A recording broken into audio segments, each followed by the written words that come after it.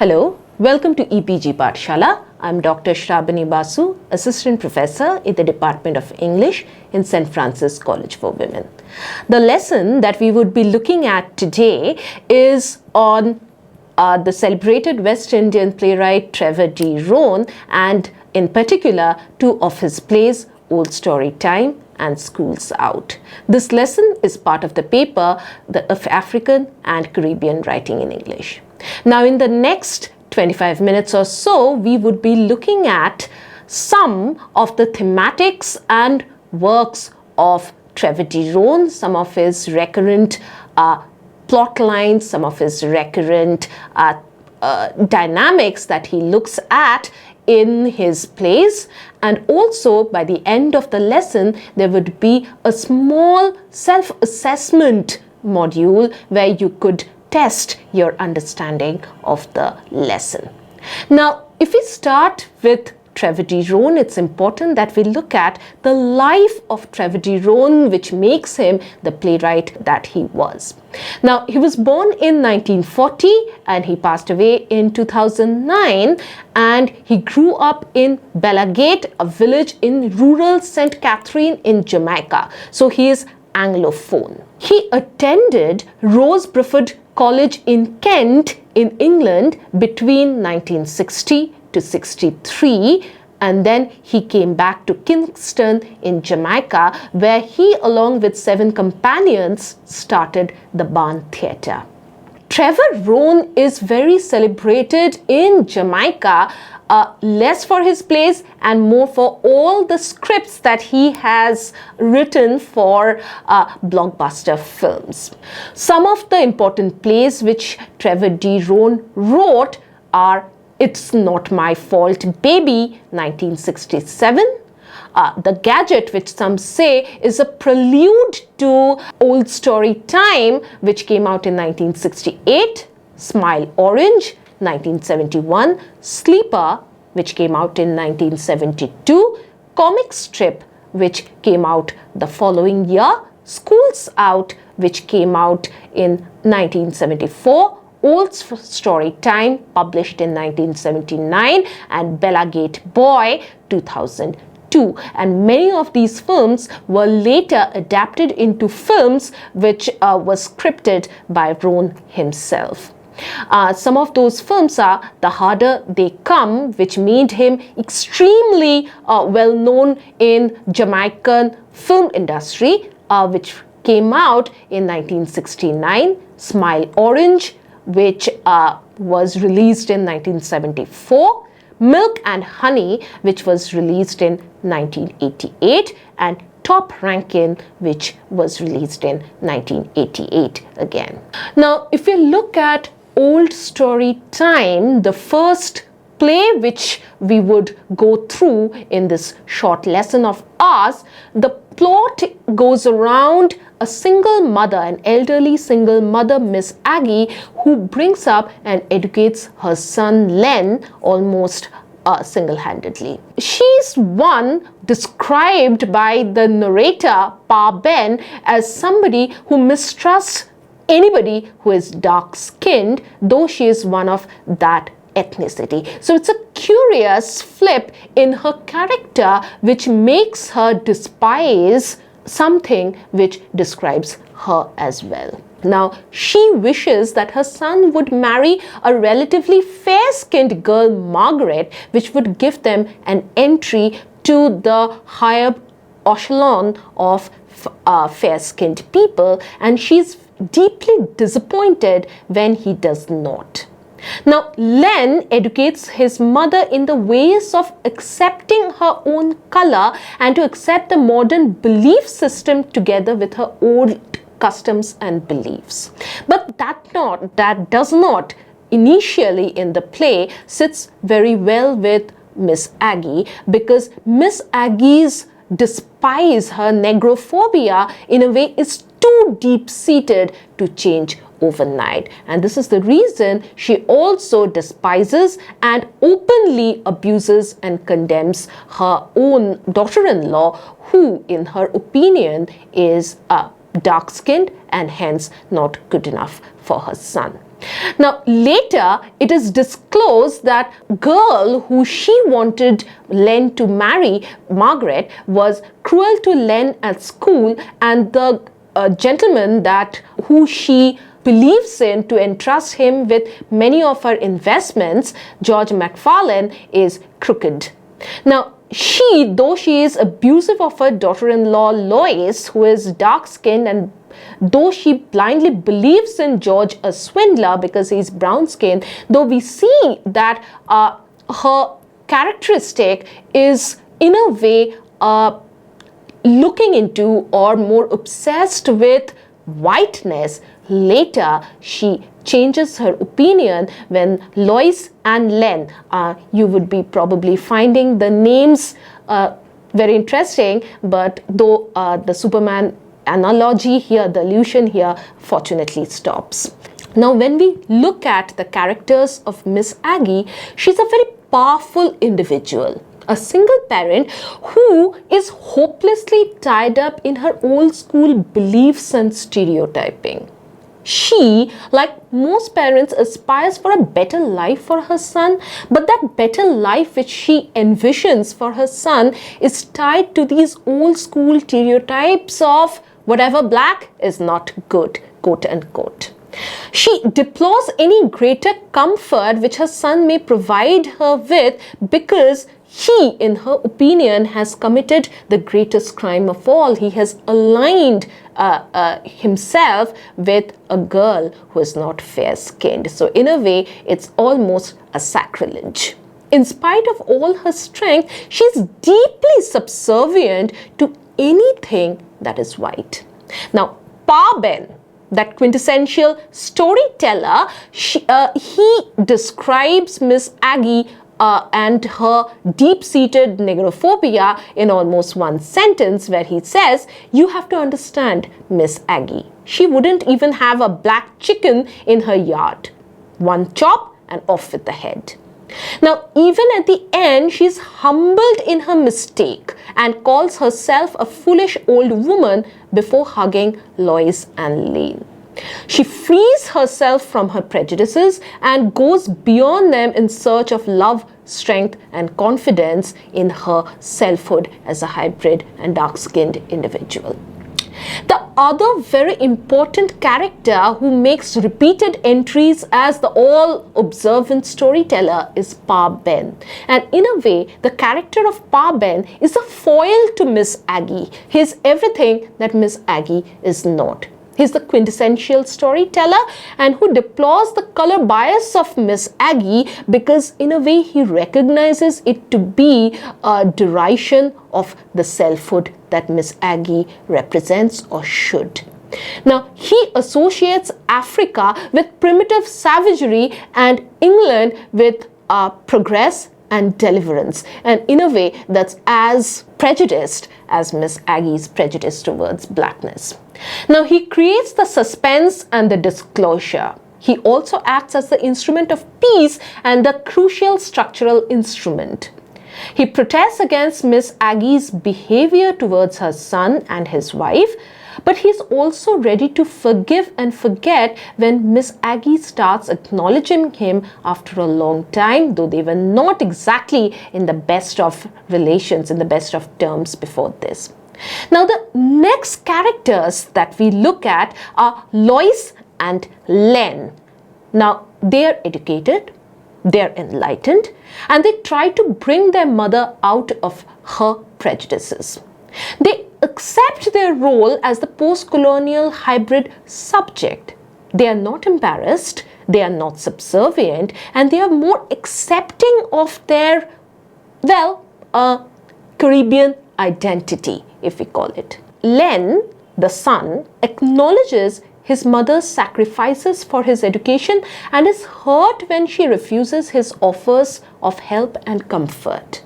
Now, Lois's portrayal is in a way a topsy-turvy mixture of the stereotype of the black girl who is able to cross the color barrier and who has also succeeded in gaining employment in an exclusive institution, and it also has a mixture of the stereotypes of the modern woman who is intent on breaking the traditional mold in which she has been placed. So she is, in a way, a complicated and multi-layered character who very interestingly speaks in almost Victorian phrased English. She's assumed to be not inhibited by society's attitudes to male-female relationships as she makes sacrifices and works to assist Len through school. She was kind to Len in their childhood and helps him convince his mother of the reality of their existence and their life. Now, Lois is offended when Miss Aggie abuses her by calling her a dog, but she's also ready to forgive when she's humbled. So in a way, she's a representative of the younger generation, which should be more understanding of the fallacies and the misrepresented or misplaced stereotypical tendencies of the older generation. Now, the two fairer-skinned people, George McFarlane and Margaret, are the very classic negative characters. They're both fairer. The word comes now and again repeatedly in the play than the other characters of the play.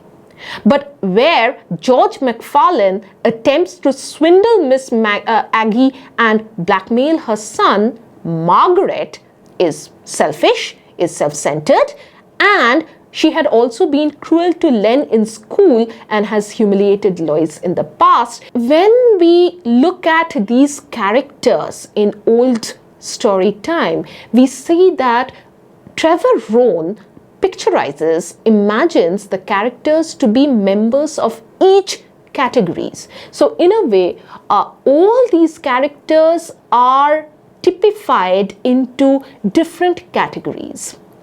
Now, for the next play that we would be looking at, that is Schools Out, we would also notice that most of the characters, even in School Out, are members, can be very crucially and very conveniently typified into the cubby holes of identity. Now, the only character which in a way shows to be or appears to be very helpless in her identity in old story time is Pearl. Now, she's the embodiment of the woman as a victim, the stereotype of the breeder identity of a woman whose cycles of pregnancies conforms her to the maintenance of the old order, the symbol of woman in her role of bearing children, and only that. She's initially a young girl full of life and potential, but also becomes a victim condemned by fate to remaining in the village. Her pregnancies confine her to her family and represents so little of the full humanity of her personality and identity. She used to enjoy a friendship with Len, which is marred later by Miss Aggie's prejudice but also by her own inferiority complex. Now, the next play that we would be looking at is Schools Out. And Schools Out, unlike old story time, has a very important and detailed stage direction. The principal stage prop is a malfunctioning and overflowing lavatory door dominating the stage. In the beginning of Act 2, there is also a permanent and hopeless out of order sign posted on the lavatory door, almost portraying the general condition of the school and the education system. Now, the staff members continually complain about the stench and the fact that nothing has ever been done to remedy the situation.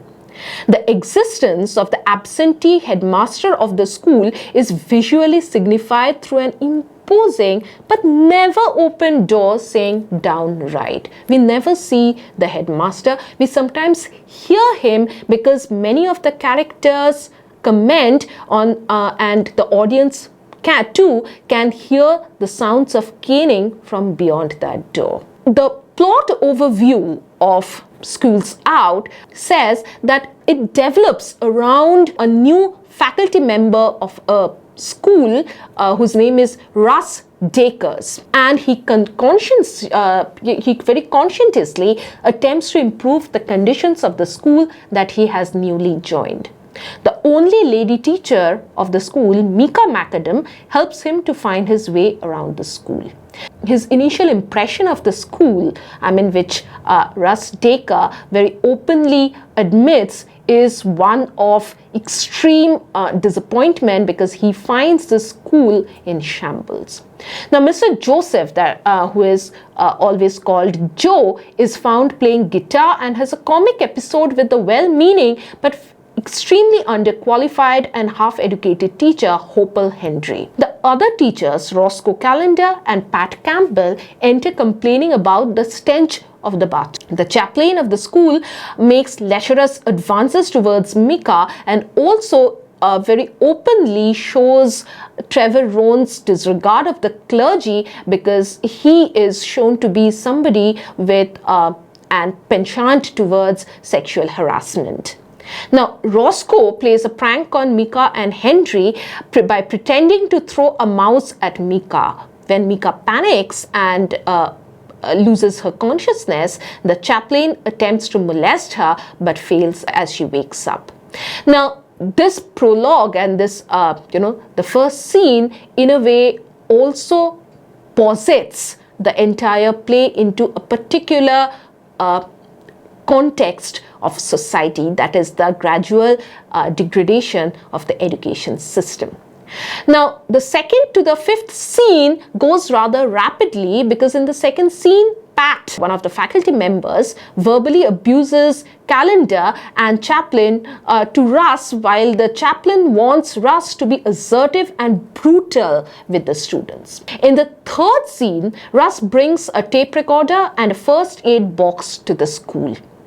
Now, Roscoe insinuates that the students will steal them, but in a comic episode, he's the one who steals the tape recorder himself with some other things from the first aid box. He also notices that Russ is attracted towards Mika. Now, in the fourth scene, the staffs talk about the class magazines, abusing one and all of them and even dismissing the one that was actually good. And the audience also notices a tension between Pat and Mika. The fifth scene brings out the tension among the staffs and their general reluctance to do their duty. When Russ suggests them to keep discipline in the canteen, everybody but Mika denies. Pat orders Mika to go with him and he leaves the staff room. In the second act, the first scene kind of opens in another imagery which reasserts Trevor Rhone's idea about nothing has changed, because we hear the chaplain trying to flush the bathroom repeatedly and failing. Now, teachers order Hopel Henry to get them lunch from the canteen, and as Henry leaves to run the errands while the teachers mock the chaplain and his hypocritical ideas on chastity and virtue by telling bawdy jokes, during this time, Pat provokes Henry to tell an exaggerated tale of this matter to the headmaster. The audience can only imagine that Pat means mischief. Henry returns angrily, saying that Russ has locked down the canteen to control indiscipline amongst the students, and this does not befriend Russ with the rest of the faculty. The next scene displays Roscoe and Pat spoiling Russ's efforts to clean the staff room and disciplining the students. The chaplain backs out when he's asked to help with a fund for underprivileged students. Henry is also confronted by Russ, and some say that it is rather tactless and insensitive of him for his incompetence and lack of knowledge. Now, Russ also confronts Roscoe for shrugging off his responsibilities, who dismisses it out of hand, questioning Russ's authority to question his actions. The next scene, in a way, is also reminiscent of what has been happening in the previous scenes, because Russ is cornered by from all the sides, where the chaplain accuses him of starting the welfare fund without his permission. There are rumors rampant around Russ for getting a student pregnant and having alleged illicit relationships with another boy.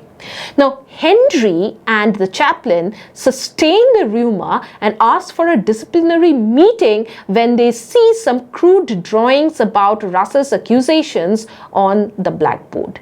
They vote for his removal from the staff and also carries the tale to the headmaster. Very interestingly, it is Roscoe who openly supports Russ, while Joe tacitly lends support. Russ explained that he was only helping the two students in distress. He says that he was trying to get the girl who was raped by her aunt's boyfriend and was impregnated as a result to get an abortion and to find her some safe lodging. But Mika refuses to believe it.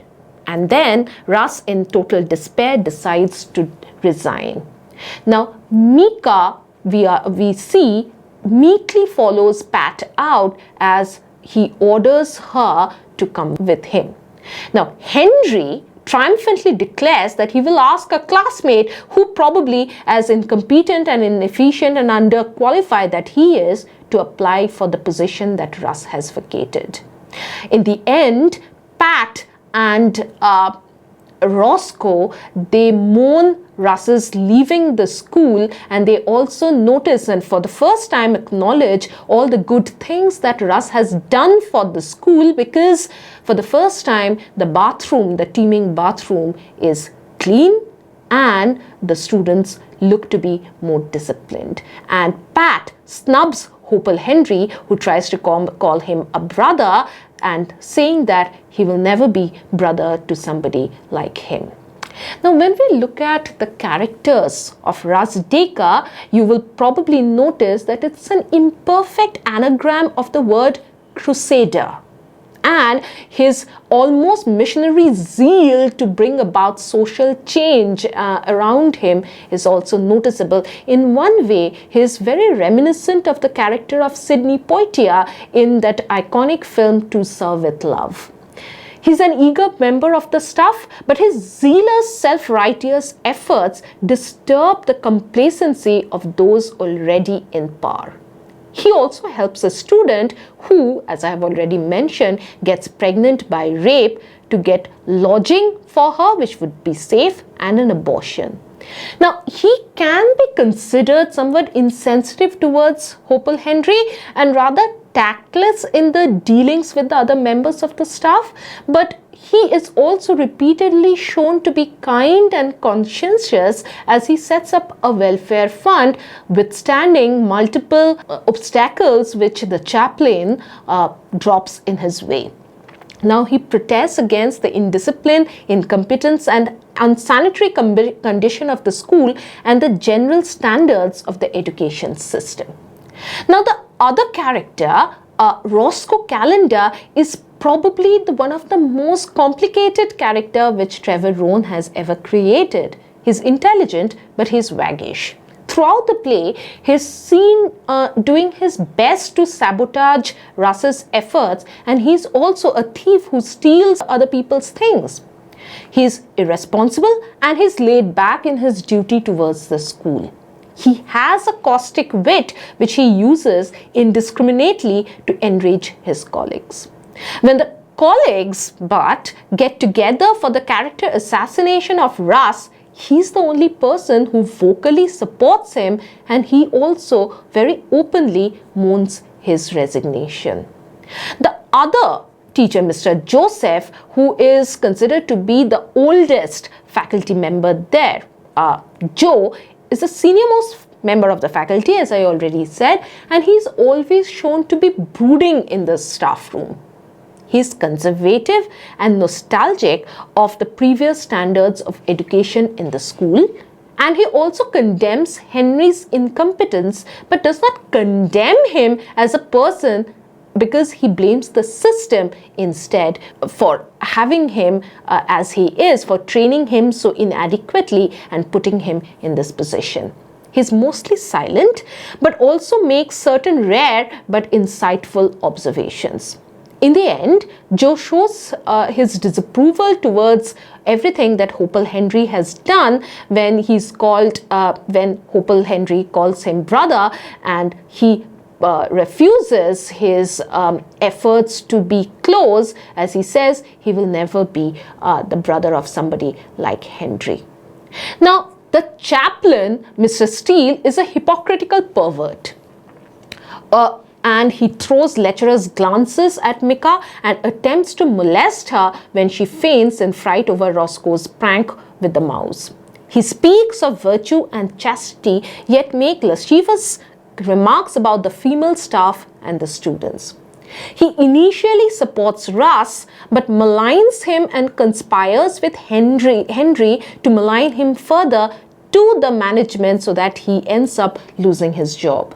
He makes pompous comments about his high social and political influence, but he uses none to help others. It has also been implied that he has initially and previously molested several students and lady members of the faculty.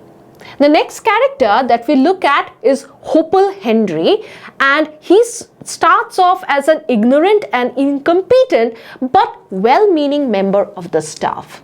But later, he turns against Russ when he confronts him over his general incompetence. He is initially shown to be a meek and mild teacher in the first few scenes of the play, but he gradually shows his spite under the chaplain's and Pat's provocation. And he's the one who starts the character assassination of Russ and triumphs when Russ leaves the school. Pat Campbell, the other character that we look at, the remaining teacher that we look at, is proud and pompous, but he dislikes exerting himself for the students who he always considers to be beneath him. He has a relationship with Micah and gets jealous of Russ when Micah shows preference for him. He spitefully provokes Henry to give an exaggerated report to the headmaster against Russ. He questions Russ's authority when he attempts to discipline the lax working habits of the staff. Micah McAdam, who is shown to be the only female faculty member, is a curious mixture of submission and assertion. She's attractive, but with a fickle emotional loyalty. She's interested in Russ and thereby in his methods of improving the conditions in the school, but she does not really have any personality of her own and cannot quite think on her own. She switches her loyalty readily from Pat to Russ and then again goes back to Pat, again depending upon the situation. Micah's behavior suggests her belief that she is in communion with Pat Campbell. She sides up with anybody who has power. She expresses similar indignation at the unhygienic sanitation of the school and its operations, assuming the site as a base for personal relationships as well as educational ones. When confronted with apparent infidelity, she is forced to realize the need to evaluate her relationships and examine the issue of identity. The headmaster, we never see him. He's always present through his constant absence on stage. His office door is always closed, but one can hear the telltale sounds of brutal caning. He is constantly mentioned fearfully and reverently by the teachers. We also hear of rumors about his political appointment and nepotism. There are also some whispered rumors which the faculty members share about his sexual exploitation of students. Some of the major themes, let's look at some of the major themes in Rhone's work, which are visible not only in Old Story Time and Schools Out, but also other plays of Rhone's oeuvre. Now, the first one that we should acknowledge is a voice against racism. Rhone's works were noted for their in-depth analysis of racial, social, and political tensions in Jamaica. The figure of Miss Aggie, you must have noticed, is especially interesting in this respect due to the fact that her internalization of racist stereotypes fuels the conflict immensely. According to Fanon, which we might allude to at this context, for the black subject, the white other serves to define everything that is desirable, everything that the self desires. And in old story time, for Miss Aggie, anything black is not good, for life is hard when you is black. I quote. In Schools Out, Rhone portrays the dysfunctional condition of the academic condition in Jamaica, and moreover, he shows the incompetence of teachers and the lax academic standards, general indiscipline and criminal behavior from the students as a result of extreme poverty and lack of social benefits, a clear form of discrimination. Mika McAdam in Schools Out is an educated woman of color, but she always tries to align herself with the whiter and more established men. Rhone points to the women's obsession with finding solutions through white males. Now, the next theme that we can look at in Rhone's works is the portrayal of the Jamaican society. The plays of Trevor Rhone start from a time when racial discrimination was normative and accepted without any protest. It also looks at the time when education started spreading cross-racially and educated colored people were appointed in power positions, thereby giving them a dissenting voice. Now, Miss Aggie, amongst others, embodies the racist Eurocentric discourse of purity, which is portrayed as destructive to the family and therefore on another level to the Caribbean society and the ethos which controls the center of it. The acceptance of the hybridity of identities by Len and through him of his mother and the subsequent happiness in the life of the family is the ultimate call for acceptance of the Caribbean's hybrid nature. The next theme that is prevalent in Rhone's work is the ambivalent portrayal of women characters. Rhone's portrayal of female characters in a way can be categorized in three distinctive types. Firstly, there is a traditional housewife figure, the woman who is never fulfilled in her marriage, which is often polygamous and yet is unable to evade the status quo. Secondly, the younger version of this unstated wife-mother character who unsuccessfully handles family and career in an attempt to attain a prosperous harmony, but in the way she's as oppressed as the first housewifely figure. Thirdly, there is the urban career woman who supposedly is in a better position understanding herself and her ambitions in the changed social circumstances of a post-colonial hybrid society.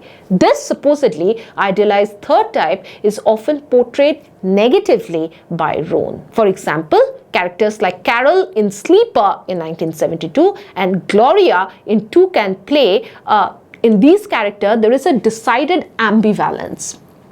Gloria in Two Can Play apparently exudes self-confidence and participating in a process of self-discovery. She is the representative of the post-colonial woman who match the redefinitions of the evolving society. But she considers migration as a partial salvation to the dilemmas of survival in her country instead of confronting it. Now, in this lesson, we have seen or we have looked into some of the tropes of post-colonial critical understanding that Trevor Rhone has utilized and has represented in his plays. We have looked into an in-depth analysis of the plot lines and the characters of the plays. Now, in the end of the lesson, there would be a short module on the self-assessment to test your understanding of the play, and if you are interested more into this lesson, there is a further reading section which is attached to the module which you might find interesting. Thank you.